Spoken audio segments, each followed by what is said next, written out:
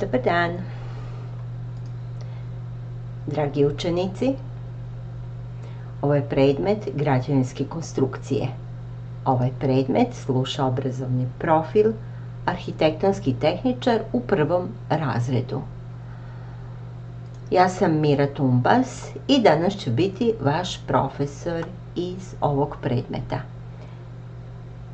Danas je naš zadatak da savladamo nastavnu jedinicu sistemi gradnje, konstruktivni sklopovi zgrada. Uvijek je pitanje kakav je cilj ovog časa.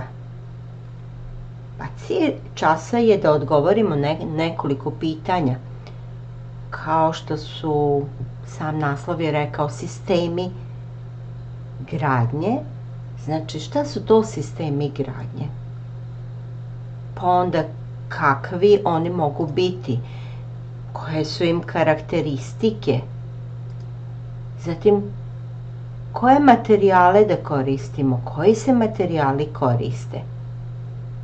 I onda uvek se mi pitamo, a zašto mi ovo treba sve da naučimo, zašto treba da znamo odgovore na ova pitanja? Pa da bismo mogli izgraditi neki objekat, mi treba da znamo da pravilno primenimo i povežemo elemente u objektu. Koji su to elementi u objektu? Šta su to elementi u objektu? Pa naravno da imamo raznih elemenata u objektu i ovdje vidimo jedan objekat u izgradnji i vidimo da se njegova izgradnja napreduje povezivanjem, međusobnim povezivanjem ovih elemenata. Vi ste do sada već naučili da se ovi vertikalni elementi, tanki, nazivaju stupovi, da se ovi horizontalni elementi nazivaju ploče ili međuspratne konstrukcije u zavisnosti od njihovog položaja i njihove namene. Znači, treba da znamo kako da pravilno povežemo i gde da primenjujemo ove elemente. Pa zatim treba da znamo i od kakvog materijala ćemo predložiti da se izrađuju ovi elementi. Znači, trebamo znati i pročitati koji je to materijal na crtežima, ne samo predložiti. Pa pored toga, da bi objekat bio stabilan, da bi bio funkcionalan, da bi bio naravno bezbedan, da bi bio lep, treba da odredimo ulogu elemenata i njihov položaj u objektu. Znači, zaista da bismo dobili nekakav na kraju lep objekat koji je ekonomičan, koji je funkcionalan, gde se lako koristi prostor, da nemamo izgubljenog prostora. Treba da znamo mi sve ovo da primenimo da bismo na kraju imali najjeftiniji objekat, najbolji, najstabilniji, da ujedno ovi elementi koji će biti nosioci objekta, ovaj kostur, da ujedno deluje i kao pregrada prostora i da se oni na kraju ne vide. Znači, mi treba da sve ovo da naučimo da bismo mogli da na kraju ili zamišljenu ideju prenesemo na papir, da crtamo, da pravilno rasporedimo elemente ili da znamo da kontrolišemo tok izgradnje, da znamo da čitamo projekte. Znači, naš cilj je danas da savladamo sa pojmovima, sistemima građenja i konstruktivnim sklopovima. Šta je to sistem građenja? Sam pojam reči sistem, vi ste do sada jako mnogo puta čuli.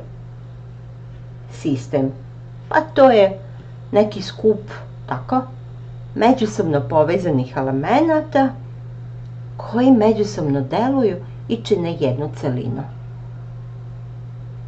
Uvijek postavljamo pitanje da li je objekat sistem međusobno povezanih elemenata koji deluju jedan na drugog i tako svi zajedno čine jednu celinu.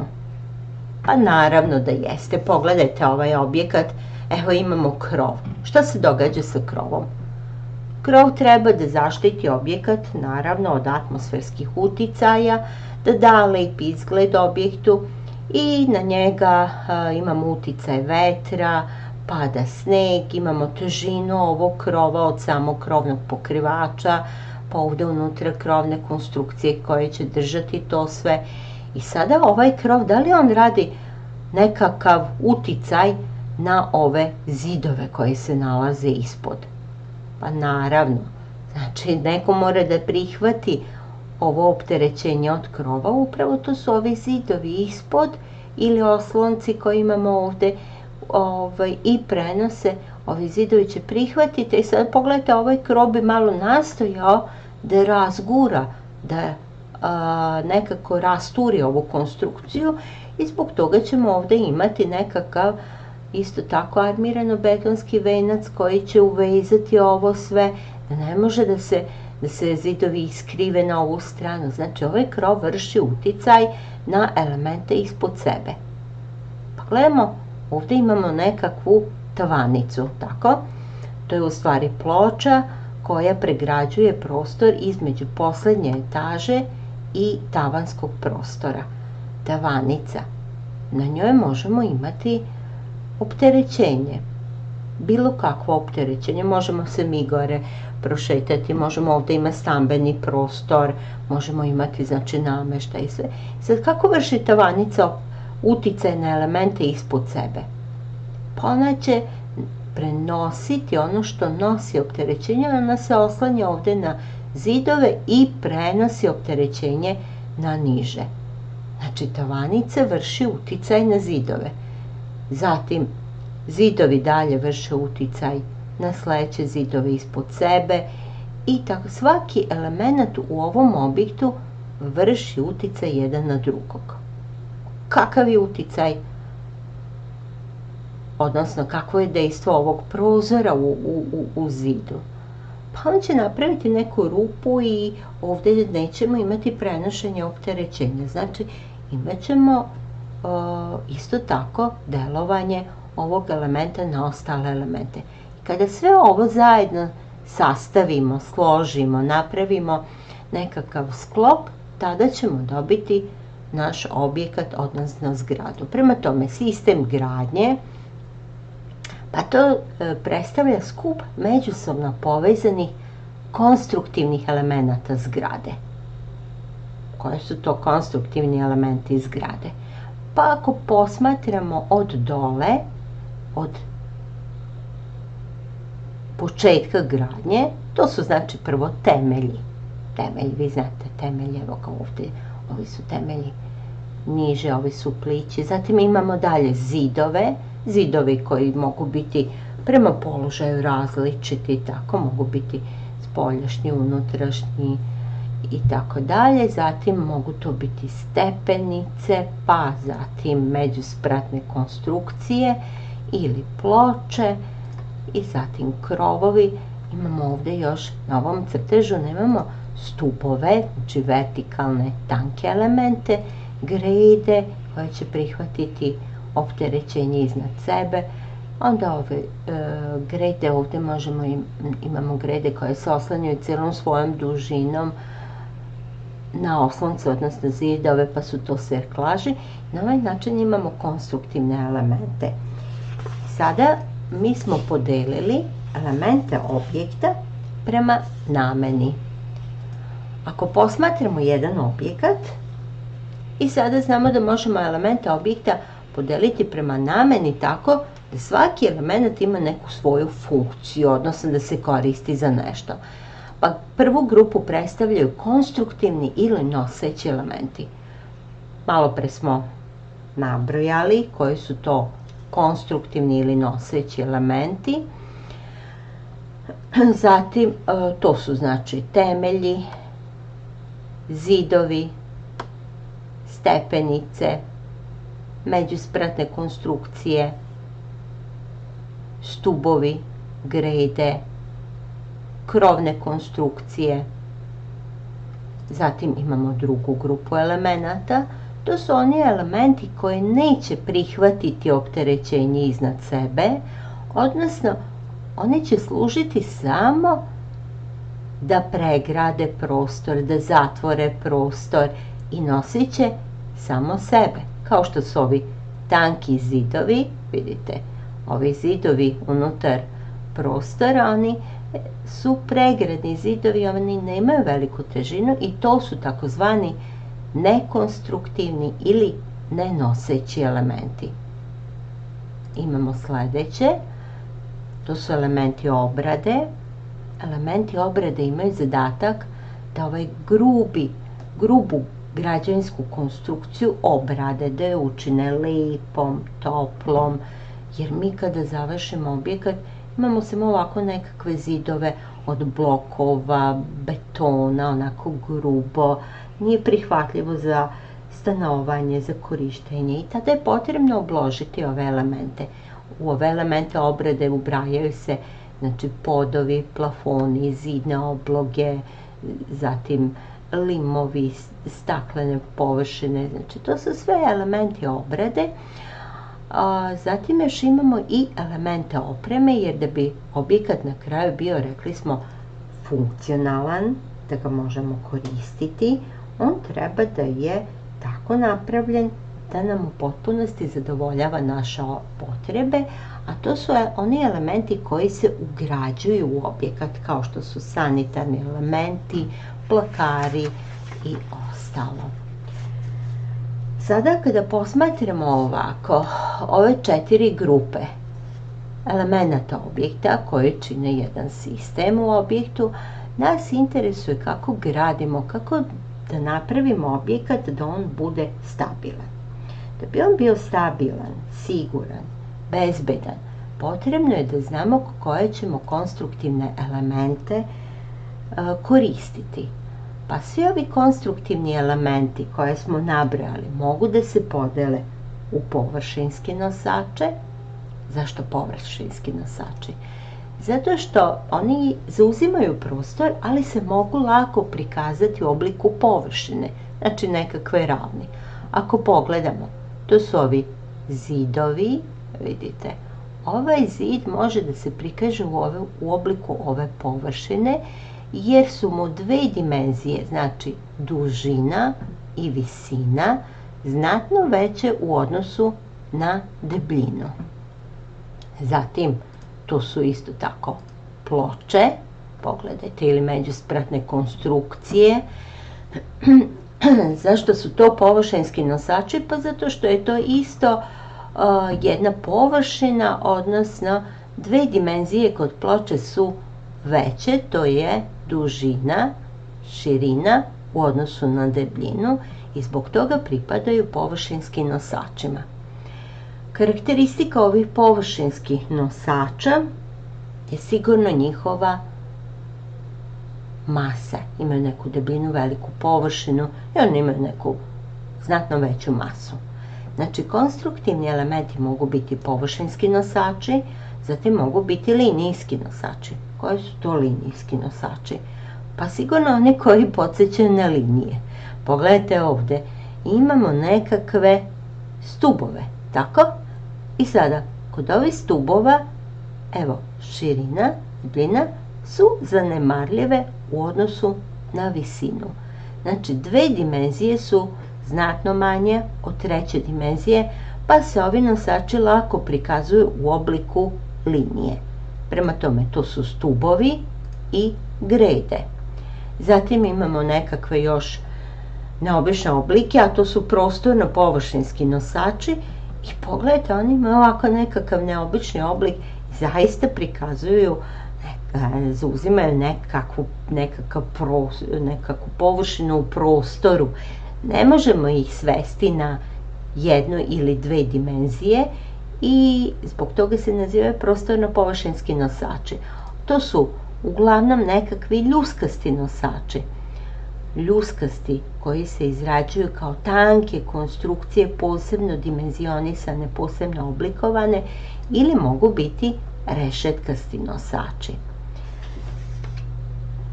Ako se vratimo na početak i pogledamo ovako ove konstruktivne elemente, znači imamo površinske, linijske i prostorno-površinske.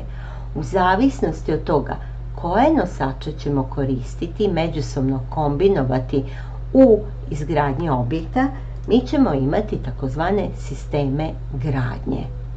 Pošto koristimo konstruktivne sisteme, ove sisteme gradnje nazivamo još i konstruktivni sistemi. Pa evo da pogledamo slike. Vidimo sada na ova prva dva primjera znatnu razliku. Kod prvog objekta za izgradnju koristili smo ovako, kao noseće elemente, konstruktivne elemente, zidove, vidite ovde, i međuspratne konstrukcije ploče. Znači, koju vrstu nosača smo koristili? To su površinski nosači. Kod ovakvog sistema gradnje, kada koristimo površinske nosače koji imaju svoju, zbog debljine i prostora koji zauzimaju, imaju svoju masu, ovaj sistem gradnje se naziva masivni sistem ili masivni konstruktivni sistem. Zatim ovaj drugi primjer objekta, ako pogledamo ovdje vidimo da su nosioci opterećenja, odnosno oni koji prihvataju opterećenje i prenose dalje, stupovi, grede, ovdje vidite ovako grede, i na grede se oslanjaju ove međuspratne konstrukcije, odnosno ploče. I ovakav način građenja, pošto ima ovako nekakve linijske nosače, odnosno stubove grede, podsjeća jako na skelet čoveka i naziva se skeletni sistem ili skeletni konstruktivni sistem. Naravno, rekli smo malo pre da nosače, da konstruktivne elemente grupišemo u 3 grupe, da imamo i prostorno površinske nosače, i ako koristimo prostorne površinske nosače, tada dobijemo prostorno površinski sistem. Znači, sistemi gradnje zavise od konstruktivnih elemenata koje smo koristili. Ako koristimo površinske nosače, tada gradimo u masivnom sistemu. Ako koristimo linijske nosače, tada gradimo u skeletnom sistemu.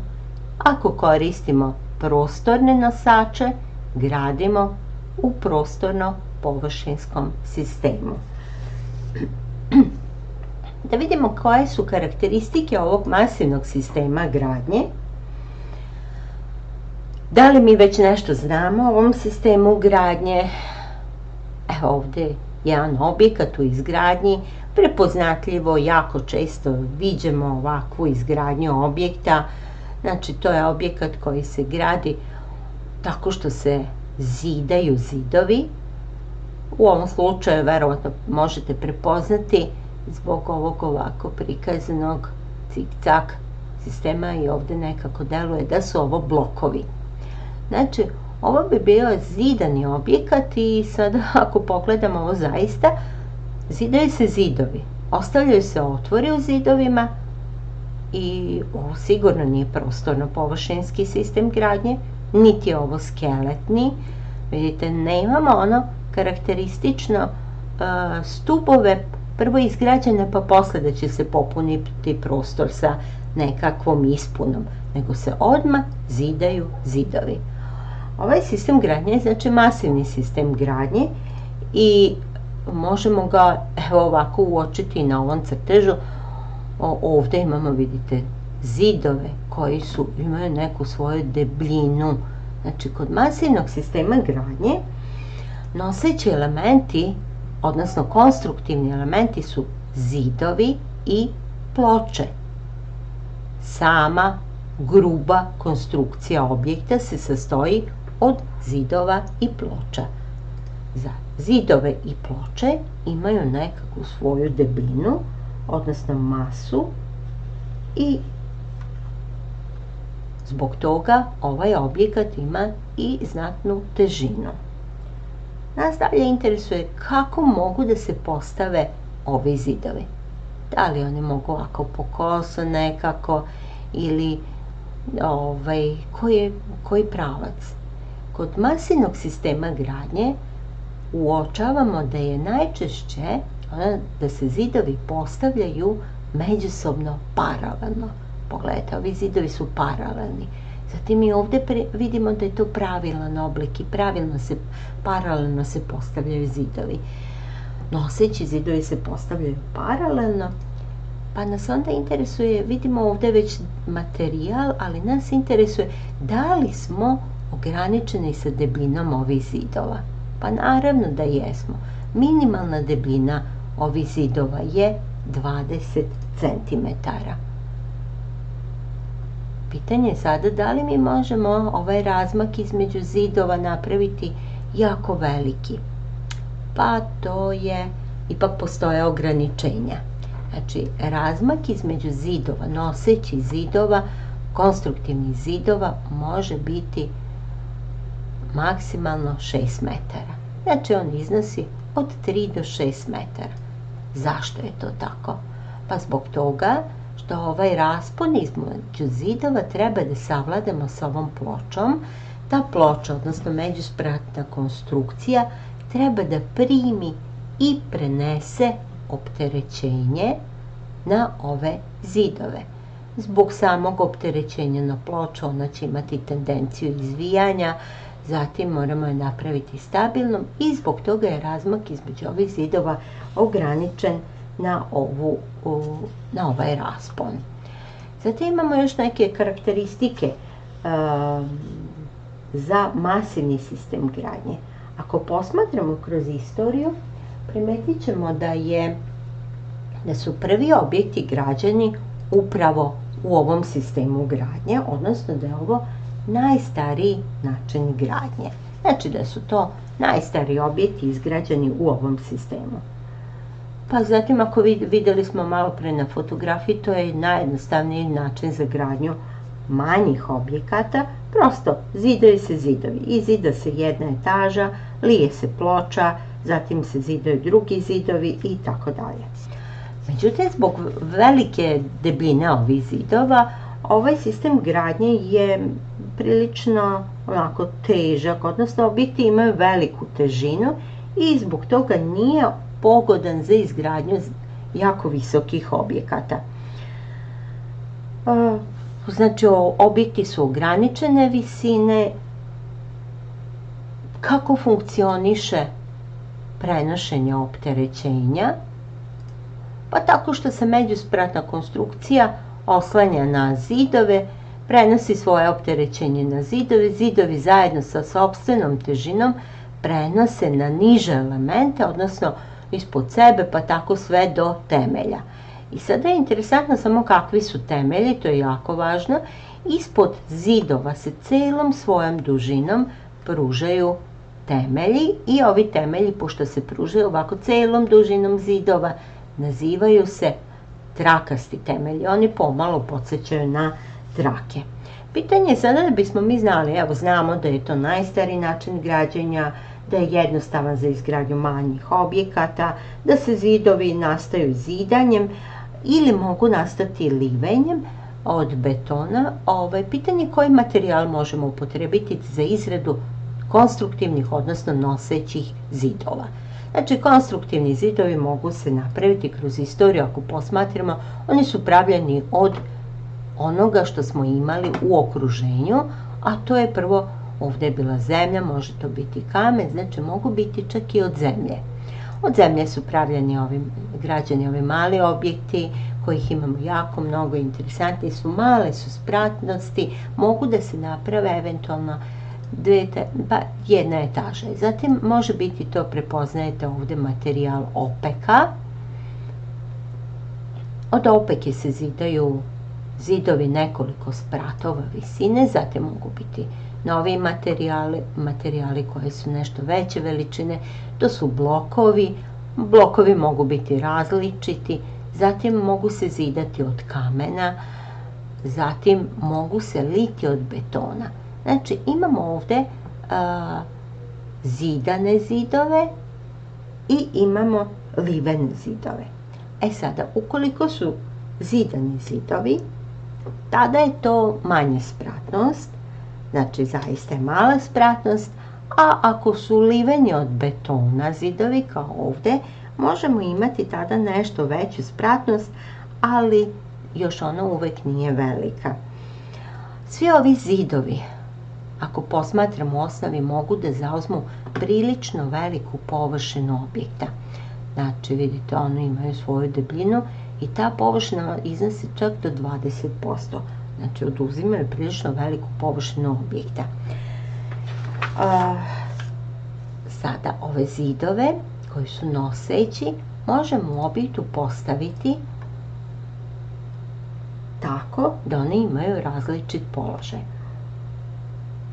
I prema položaju ovih nosećih konstruktivnih zidova mi imamo takozvane konstruktivne sklopove masivnog sistema građenja. Sklopovi, znači, zavisi kako ćemo sklopiti konstruktivne zidove.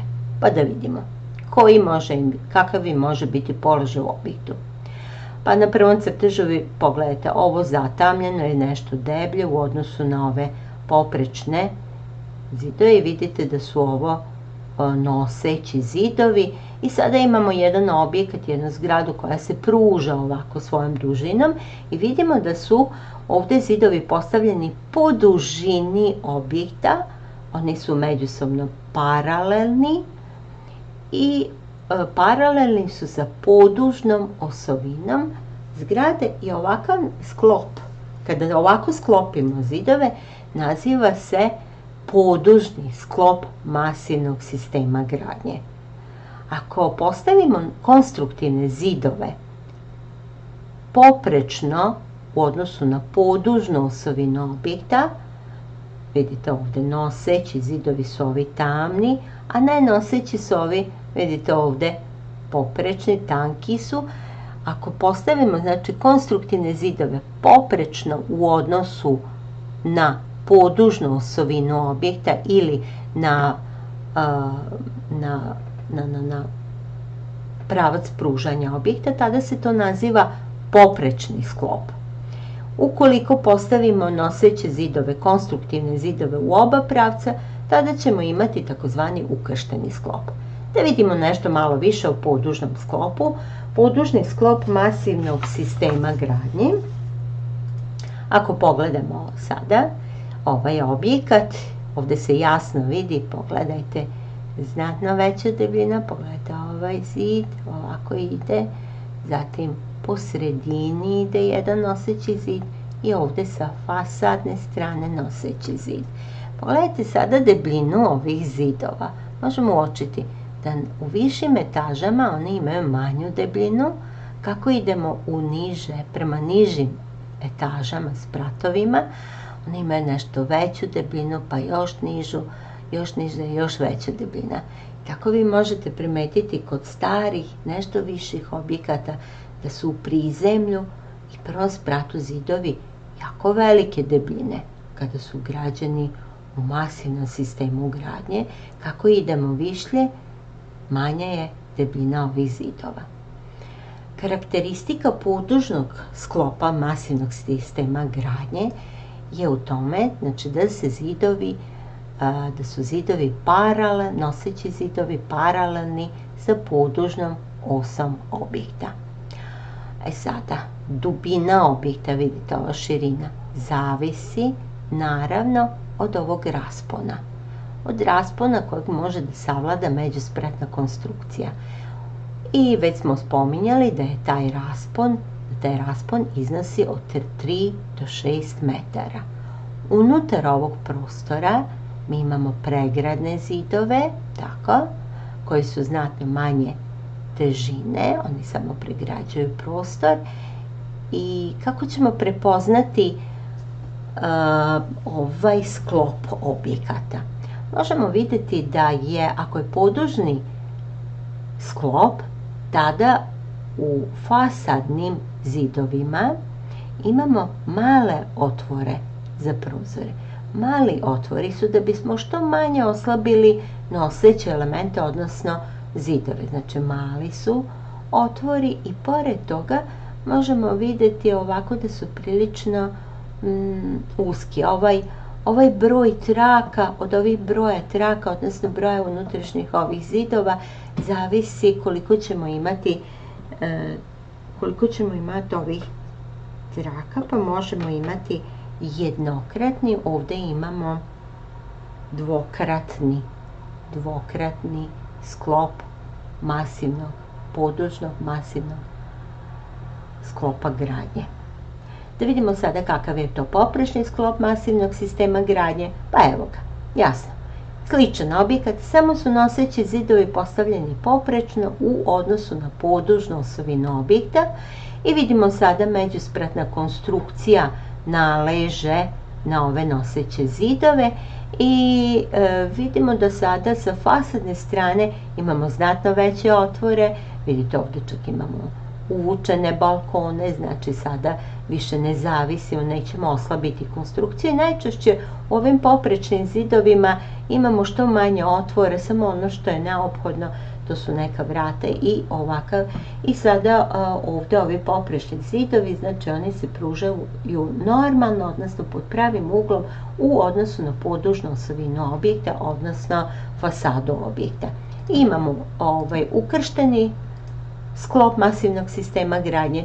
Ovdje vidimo noseći ovi tamno debeli zidovi, oni su postavljeni u oba pravca, znači sada se međuspratna konstrukcija naleže u oba pravca, oslanja se na obe strane, konstruktivni zidovi su postavljeni u oba pravca, raspon je znači između 3 i 6 metara i ovaj sistem gradnje se koristi za objekte koji imaju nešto veće opterećenje. Sada da vidimo, pošto smo vidjeli kakav je to masivni sistem gradnje, znači masivni sistem gradnje može da se podeli na konstruktivne sklopove u zavisnosti u kom pravcu smo postavili konstruktivne, odnosno noseće zidove. Kod skeletnog sistema,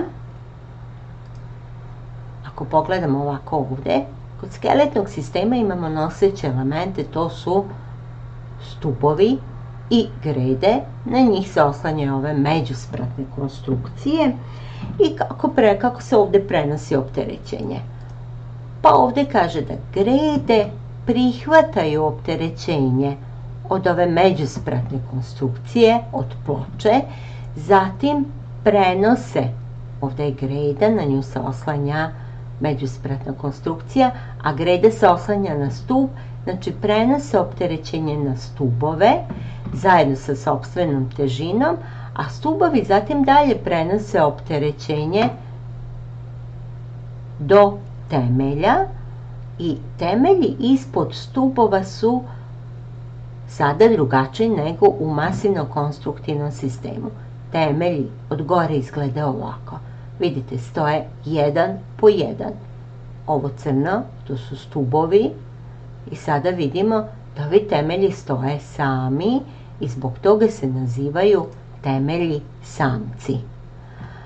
Ukoliko imamo mali raspon ispod stubova, pa ćemo onda dobiti situaciju skoro ili je slabo nosivo zemljište, pa onda dobijemo situaciju da se ove temeljne stope, odnosno temelji skoro spoje. Tada se ispod celog objekta napravi jedna ovakva temeljna ploča i onda se stubovi oslanjaju na ovu temeljnu ploču. Da vidimo koje su karakteristike ovog skeletnog sistema građenja. Pa evo ga jedan objekat. Da li je ovo u skeletnom sistemu? Da, jasno vidimo. Nije jako velika spratnost, ali je interesantan. Pogledajte, jasno vidimo. Stubovi, grede. Grede prihvate opterećenje od ploča. Šta je ovdje kao zid? Ovdje je, vidimo, neka vrsta lakog materijala, staklo ili tako nekakav interesantan objekat. Znači, karakteristike objekta su da se ovi objekti, kako se oni grade? Pa oni se grade veoma brzo, jer najčešće na sam teren, na gradilište, donose se gotovi stubovi, gotove grede, tačno određene dužine, dimenzija, znači debljine, i oni se međusobno montiraju uz pomoć mehanizacije. Znači, veoma je brza gradnja. Koliko mogu biti visoki objekti? Pa pošto su ovo elementi koji imaju malu dimenziju, mogu biti i veliku nosivost mogu jako visoki objekti biti. Znači, mogu se graditi veoma visoki objekti. Pa znamo, danas se grade neboderi koji imaju veliku visinu i ovo je sve izgrađeno u skeletnom sistemu građenja. Zadivljujući su objekti i ono što se postiže sa ovim načinom građenja. Ono što je važno, ovakvi objekti su otporni na zemljotrese. Zašto su otporni? Pa oni se grade tako da mogu da trpe pomeranje, da može doći do nekog stepena pomeranja. Kako se popunjava prostor između ovih stubova? Pa ovde se stavljaju nekakvi zidovi, a ovi zidovi se nazivaju zidovi ispune. To su zidovi koji su nošeni, oni nisu noseći, nego su nošeni zidovi. Znači, prostor između stubova se popunjava sa zidovima ispune ili nošenim zidovima. Kakav je materijal od koga se izrađuju ove zidovi? Pa sada sigurno nećemo koristiti težak materijal, najčešće se koristi najlakši materijal koji je dobar termoizolator, zvučni izolator i znači uglavnom se koriste laki materijali za izradu zidova ispune. Kako ćemo prepoznati? Pa vidite, već u ovim zidovima možemo praviti velike otvore, nismo ograničeni sa veličinom otvora u zidovima. I da vidimo sada od kakvog materijala ćemo graditi skeletni sistem. Znači, stubovi i grejde mogu se izraditi od armiranog betona, to je najčešća situacija. Kod jako visokih objekata je metal, odnosno čelični stubovi, i može se graditi od drveta. Nekadašnji način građanja, evo ga konstrukcija, cela konstrukcija objekta od drvenih stubova i greda i prostor se popunjava sa lakim materijalom. Ovo je takozvani Bondrug sistem građenja, interesantan, dekorativan. I preostao nam je još jedan sistem građenja, a to je prostorno-površinski sistem. Vi ste verovatno videli nekada objekte koji onako imaju veliki prostor, neobične su tavanice i kod ovog sistema građenja imamo prostorno-površinski nosače. Ovi prostorno-površinski nosači se izrađuju od tankih armirano-betonskih nosača koji se, pošto su tanki, onda se nazivaju ljuske. Tako su tanki da su to najčešće ljuske, ili mogu se napraviti od rešetkastih nosača, kao što vidite ovde, nekakve rešetke. Karakteristika je da oni savladavaju velike raspone, vidite. Znači, između krajeva nema dodatnih oslonaca. Pa vi uđete u nekakav sportski objekat ili u nekakav sajamski prostor, pa vidite nema oslonaca, a pokrivači su nekakvi neobični. Pa onda to mogu biti razne kupole, mogu biti polulopte, mogu biti ovako naborane neke konstrukcije, znači u različitim oblicima, i karakteristika je to što se ovi nosači dimenzionišu, proučavaju. Veoma složen je postupak dimenzionisanja. Isto tako je složen postupak izgradnje ovih nosača. Znači, oni su posebno zahtevni, ali su veoma lepi i koriste se tamo gde nam je potrebno savladati veliki raspon bez unutrašnjih oslonaca. Znači, sastoje se od rešetkastih nosača ili ljuski, premošćuju velike raspone bez unutrašnjih oslonaca. Vidimo ovde, da li prepoznajete? Ovo je objekat opere u Sidneju, ovo je jedan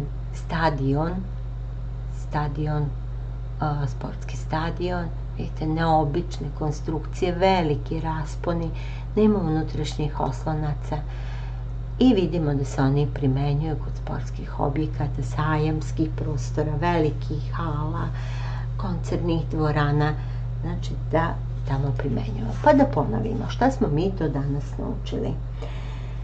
Danas smo naučili koji mogu biti sistemi gradnje. Zašto su nam važni sistemi gradnje?